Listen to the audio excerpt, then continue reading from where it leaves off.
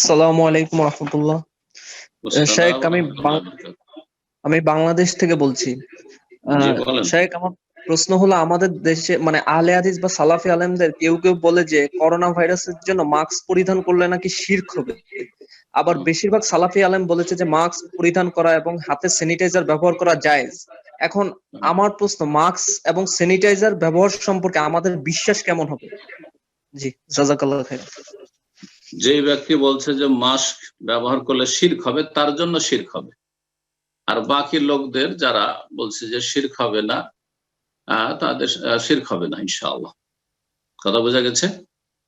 যে ফতোয়া দিবে তার ফতোয়া তাকে নিজের জন্য রাখতে বলুন। জি, আল্লাহ রাব্বুল আলামিন যেন বুঝার তৌফিক দান করে। জি। আর এইসব সাজ ফতোয়া থেকে, এসব ভ্রষ্টতা থেকে আল্লাহ যেন মুসলিম উম্মার হেফাজত করে। জাযাকুমুল্লাহ খাইর। জি, আসসালামু আলাইকুম। আমি নিউ ইয়র্ক থেকে জাহাঙ্গীর বলছিলাম। জি জি বলেন। শাইখ, ভালো ওয়ালাইকুম আছেন? আসসালাম ওয়া রাহমাতুল্লাহি ওয়া বারাকাতুহু। আলহামদুলিল্লাহ ভালো আছি। বলেন। আমার ছেলের ব্লাড টেস্টে ব্লাডের মধ্যে লিড পাওয়া গেছে, মানে সীসা। তো আল্লাহ।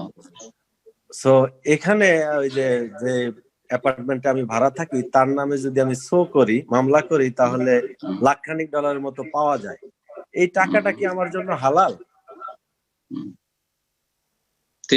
এই আপনার ছেলের যে ব্লাডে আপনার সীসা পাওয়া গেছে, সেটাতে কি তিনি দোষী, অভিযুক্ত? মানে বাসায় আবার নিউ ইয়র্ক হেলথ ডিপার্টমেন্ট থেকে ইন্সপেক্টর এসে বাসায় এসে তারা সীসাটা পাইছে ওয়ালের মধ্যে এবং চৌখাটের মধ্যে। তো তারা এটা সিল মাইরা দিয়ে গেছে এবং অ্যাপার্টমেন্টের যে মালিক সে এগুলো আবার ঠিক করে দিবে। আর আমি ডাক্তারের সাথে কথা বলছি, ডাক্তার বলতেছে এটা বেশি একটা মেজর না, আমরা যে মেডিসিন দিচ্ছি এটা 2-3 মাস পরে আবার ব্লাড টেস্ট করলে এটা হয়তো বা ঠিক হয়ে যাবে। জি জি জি। মানে সে পয়সাটা কি সরকার দিবে না ওর কাছ থেকে নিয়ে দিবে ফাইন করে তাকে? মেবি মনে হয় অ্যাপার্টমেন্টের মালিক থেকে ফাইন করে দিবে, ফাইন করে নিয়ে দিবে। যদি তার কাছ থেকে ফাইন করে দেয় সরকার, তাহলে এই ক্ষেত্রে জরুরি যে সেই ব্যক্তি আসলে দোষী।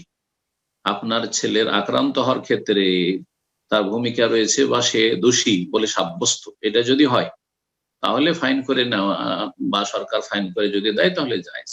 আর যদি না হয় তাহলে তার সাথে অবিচার হবে, সে মুসলিম কারণ মুসলিম। পক্ষান্তরে সরকার যদি দেয় যে আপনার ছেলে অসুস্থ হয়েছে, সুতরাং সরকার এখানে অনুদান দেবে, তাহলে সরকার অনুদান নিতে পারেন, কোনো অসুবিধা। জি।